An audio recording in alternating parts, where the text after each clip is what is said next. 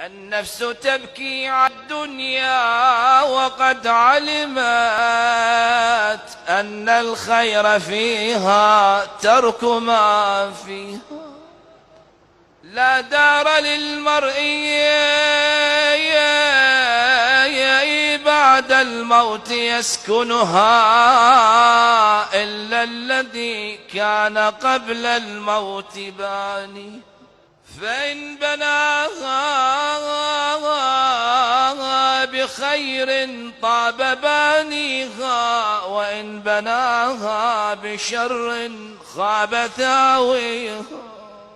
أين الملوك التي كانت مسلطة حتى سقاها